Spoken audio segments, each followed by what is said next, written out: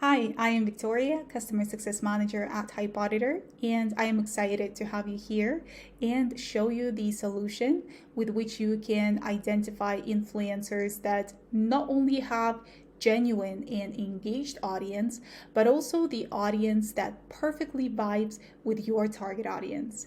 So let's dig into it. I'm gonna show you the example of an Instagram report first, and then a TikTok report. I have randomly selected an Indonesian influencer. And the first thing that I would like to draw your attention to is the number of followers versus quality audience. Quality audience is authentic audience in other words.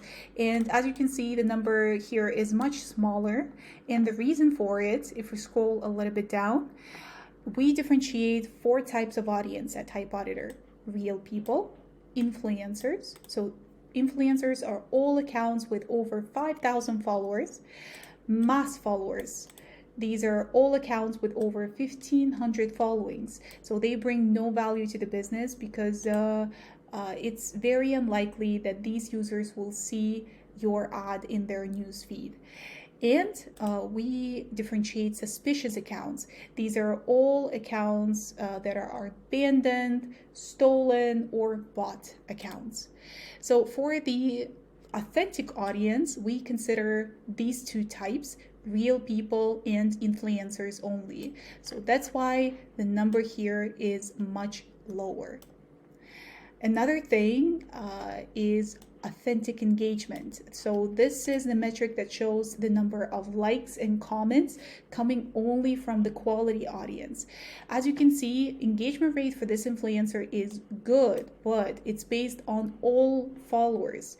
So unless we take a look at the audience type and see that there are actually a lot of mass followers and suspicious accounts here, and we can understand that actually authentic engagement is much lower. So this is again something that could also help you make a well informed decision whether to work with this influencer or not. You've probably also noticed that there is a crosstalk heart next to these two metrics. That's because the influencer has hidden likes in some of their posts. So probably, there could be different explanations, of course, for this, but one of them is the influencer had poor engagement for some of their posts. That's why they decided to hide likes. So again, this is something you should be aware of before deciding whether to work with them or not. We also have our own proprietary benchmark. It's called Audience Quality Score. This is a 1 to 100 score metric that shows how well the influencer is performing so far. So it has four components. As you can see, it's engagement rate, quality audience, followers and following growth patterns, as well as comments authenticity. And here we provide advantages and disadvantages of this particular account you should pay attention to. Speaking of the audience, here you can understand if the influencer has the country that you're trying to target. We enlist top 5 countries where the majority of this influencer's audience comes from, and cities as well. All of our calculations in terms of demographics are based on engaged audience only, on commenters. And you can also see the split for age and gender, ethnicity, languages, estimated reach, impressions, and audience reachability, as well as authenticity compared to the accounts of similar size. We will also tell you about the education level of your audience, marital status, what other categories the audience of this influencer is interested in, their household income in case you're trying to sell expensive premium products or services, what other brands the audience of this influencer is also interested in, And my favorite section is notable followers. So here we will show all of the accounts that have over 100,000 followers, and they have recently liked or commented on the content of this influencer. Meaning, if you are trying to increase the awareness for your brand, or you're trying to get a specific reach, the more notable followers they have, the better it is for your results. Speaking of growth, here we have two important graphs for follower and following dynamics for you to spot any suspicious activities. And actually, if the influencer has participated in some kind of show, there was a mention from another account, then you can compare it with the dates we provide here. And compare it with the graph we have here as well. So if there are any organic spikes, we will tell you about it, but if not, we will also warn you. And speaking of engagement, so here we have engagement rates compared to accounts of similar audience size, engagement rates for the categories the influencer posts under, as well as the top 5 countries where their audience comes from. Another advantage of using our data is that we have historical metrics. So the moment we start tracking the influencer's account, we can tell you about their engagement rate history. Also, we will analyze comments under influencers' posts, the number of likes they have, and the spread between those likes. As you know, it's very unlikely for the audience to like every post on the same level. So if you see that the like spread is very low, then there is a possibility that the influencer purchases likes for their posts. But if the spread is normal compared to similar accounts, again, then everything should be all right. So just for your information, in this graph, every dot represents a post. So if, for example, all the dots are scattered on different levels, then that means the spread is more or less okay. But if they're concentrated in one bubble, then there is a possibility that the likes have been purchased. We also provide with the estimated price the influencer might charge for their services. You can analyze their content, average likes, comments, views, engagement rate, see most liked, most commented posts. You can change the time period for analysis, check statistics for a specific type of content, and one of the most important things for you to consider as well is the safety of your brand. So to make sure that the reputation of your brand is not damaged, we analyze the last 25 posts within a year of this influencer and tell you if they have mentioned any of these negative topics. We will also differentiate the number of positive, negative, and neutral likes the influencer has received.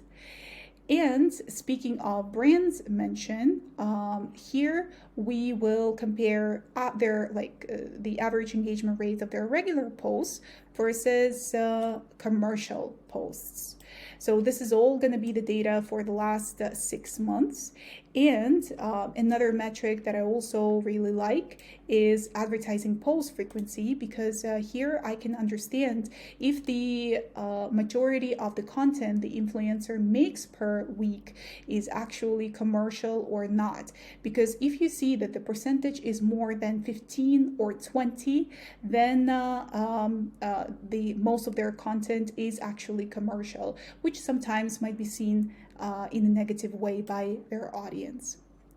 And here you can actually see all of the content that they created in collaboration with brands. You can check those posts as well, see the engagement rate on every one of them, and make a final decision whether to work with this influencer or not. So right now, let's actually take a look at a little bit different account. So we have Raphael from the same category as our previous influencer, and as we can see, the quality audience is 53,000, and audience type is actually looks very nice. We have a lot of real people, influencers in here. Also, our system prompts us that the audience quality score is good.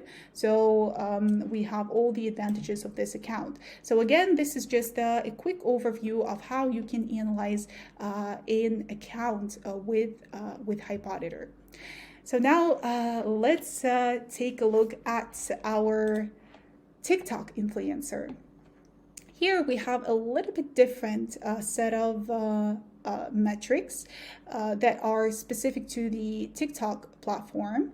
And here, just like on our Instagram report, we have our followers growth for the last 30 days. We can also see engagement rates based on the last 30 posts, comments to likes ratio, compared to the accounts of similar size. So here we see that the influencer doesn't get that many comments as her counterparts.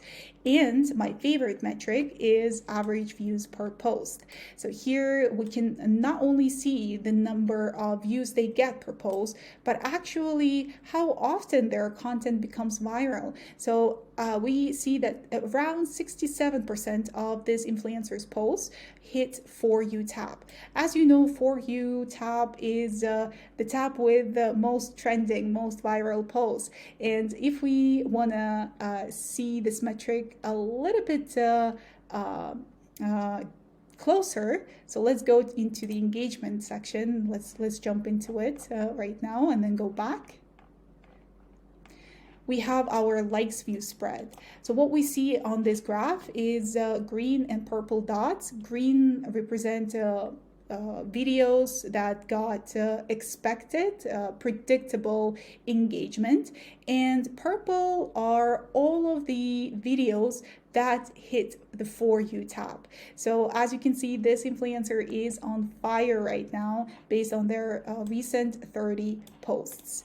So of course, the more trending posts they have, the better it is for you. But if the influencer doesn't have that many viral posts, videos, that's still okay as long as they have this stability in the number of likes and views that they receive. So we will also cover it a little bit later, but let's take a look at our AQS. Just like on Instagram, we have this score to give you a quick idea how this influencer performs generally. So you can see it's based on audience engagement, comments to likes ratio, and account growth rate. We also show you the top 5 countries the audience comes from, age and gender and ethnicity split. And we also have 4 types of audience here, but they're different. For TikTok, it's a little bit different. So we have generators. These are all users that produce content more rather than consume it. Influencers, all accounts with over 5,000 followers. Consumers, all accounts that actually consume more content rather than create, and suspicious accounts. So for the authentic audience, we consider these 3 types, and we also tell you what the type of content is best to create with this influencer. If they have a lot of generators and influencers, as in this particular case, then it might be a very good idea for you to launch a challenge with them. But if they have lots of consumers, then a regular promo. Followers growth, following dynamics charts are shown as well. You can see a bigger time period too. and likes growth, section engagement rate compared to similar accounts, historical metric on engagement rate. And as I've mentioned before, you can also check the average number of likes and comments and views the influencer receives in case they don't have that many viral posts, but you still want to engage with them. Another important metric that I also wanted to highlight here in TikTok is, of course, brand mention. So here you can also understand how well the influencer works with brands, right? And how well their audience perceives this content. So in this particular case, we see it was actually really good. Engagement is purple. So it's it's really good, and the same is with the second one. So again, it might be a very good indicator for the brand to work with this particular influencer. So I hope that you have found this helpful. If you have any questions, please don't hesitate to let us know.